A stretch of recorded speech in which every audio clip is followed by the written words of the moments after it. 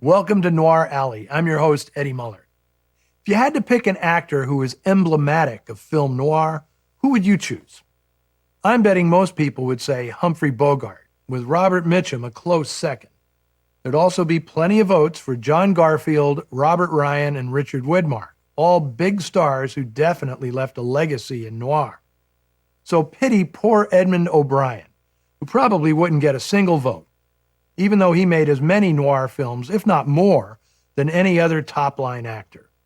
Following his 1946 role in The Killers, O'Brien made 14 films over the next 10 years that could be called noir, including one of the most famous films in the noir canon, DOA.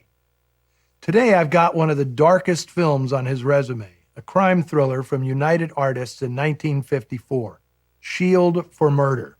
You've got to love this one sheet of the film, which gets my vote as the pulpiest poster for any noir film. Dame hungry killer cop runs berserk. Now I don't have to give a synopsis of the plot. There you have it. Although that tagline is a little misleading because the killer cop in question, played by O'Brien, is actually more concerned about dollars than dames. If O'Brien wasn't as memorable as those other actors I mentioned, it's because his specialty was portraying ordinary guys, which made him invaluable in noir, where so many plots hinged on regular Joes, insurance agents, notary publics, discovering that they're capable of doing dreadful things. In Shield for Murder, O'Brien plays a cop who finds public service a laborious route to Easy Street.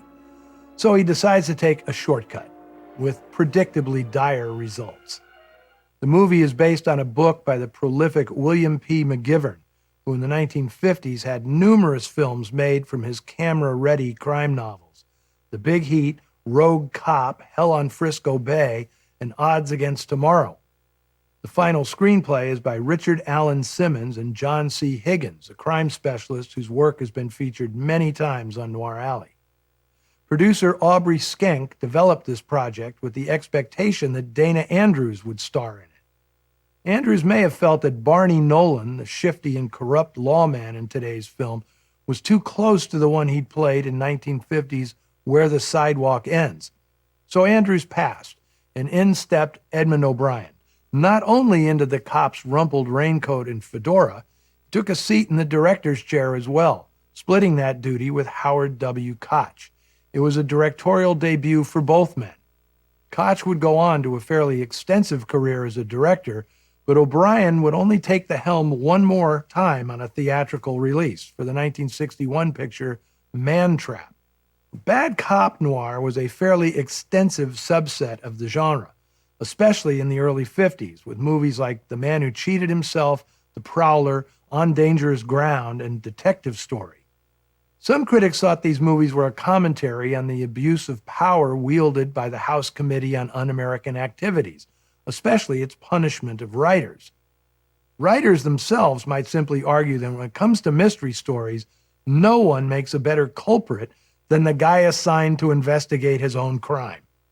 In 1954 alone, 4 bad cop films appeared in theaters: Pushover, Rogue Cop, Private Hell 36, and Shield for Murder, the most blunt and brutal of the bunch. This was the first starring role for 19-year-old Marla English, for whom Paramount predicted big things when it signed her to a contract in 1952. But after illness forced her to drop out of the 1956 production of The Mountain, she never got another part in a major studio film. After making a handful of pictures, including Three Bad Sisters, The She Creature, and Voodoo Woman, English decided she'd had enough of the movie business, quitting in 1957, getting married, and retiring to San Diego. Well, Barney Nolan, the protagonist of today's film, would have been very envious of English's comfortable suburban life, as you're about to see. Here is Shield for Murder. You've got to be careful when the shortcut to Easy Street runs through Noir Alley. As far as endings go, you would be hard-pressed to find one more bluntly symbolic. And that little plot of land where Barney bites the dust was, in fact, an actual housing development being built in L.A. At the time, the sign for Castle Heights Tract Homes was legit, not a prop. In 1954, you could maybe get a nice 3-bedroom place there for $25,000, but today, you'll need $1.5 million just to get a realtor's attention. After watching Barney Nolan's pipe dreams go up in Gunsmoke, let's acknowledge another distinctive aspect of Edmund O'Brien's performances: sweating. He is, hands down, the sweatiest man in noir. And when he combined all that perspiration with the unraveling of his lofty pompadour, nobody looked more desperately disheveled. In Shield for Murder, he may have outsweated his legendarily wet work in DOA. It makes me wonder if he generated all of this on his own, or if he had a personal spritzer on the set, keeping him nice and moist as the plot spiraled out of control. The role of Barney's superior, Captain Gunnarsson, was played by Emil Meyer, who was picked out of a community theater production and handed a Hollywood career. Meyer was working as a longshoreman in his hometown of New Orleans when Fox decided to shoot Panic in the Streets on location there. Director Elia Kazan saw him on stage in a local play and gave him a few lines. And from then on, Meyer worked steadily, playing what writers would call rough-hewn types. Emil Meyer seemed utterly genuine, tossing off a line like, "Write his story good." John Agar also took an interesting route to the movies. In 1945, he married America's sweetheart, Shirley Temple, prompting David O. Selznick to offer him a contract. He and Temple split in 1950, but Agar maintained a career all the way into the 90s. And I'm sure many of you recognize the slinky blonde in the cocktail lounge as Morticia Addams, a.k.a. Carolyn Jones, one of the most distinctive, if underused, actresses of the 1950s.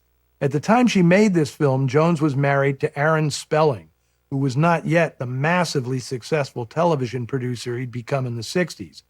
By the time that happened, he and Carolyn Jones had divorced, which I note only to share the intriguing fact that Jones requested no alimony in the settlement, claiming that she was capable of taking care of herself.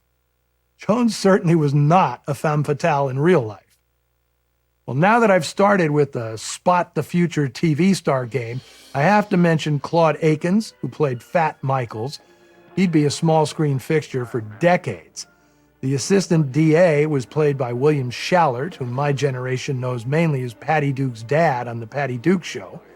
In an uncredited role as the professor, we had Dick Van Dyke's future boss, Mel Cooley, portrayed by Richard Deacon. Soap opera fans probably recognized John Berardino, who was Dr. Stephen Hardy for many years on General Hospital. Okay, I'm going to quit before I start naming everybody in the cast. Next week, we'll be venturing further out into the Southern California hinterlands for an intriguing example of kid noir. Young Billy Gray stars in Talk About a Stranger, a dark fable from 1952 based on a story by Charlotte Armstrong, one of the era's best writers of mystery and suspense. It co-stars future Republican icons George Murphy and Nancy Davis. But for Noir Alley fans, its most significant contributor is the cameraman, the great John Alton. Be back here in 7 days. And until then, see you in the shadows. Next on TCM, the Gumball Rally, then Every Which Way But Loose, and later, Who's That Girl? TCM's terrible with names tonight.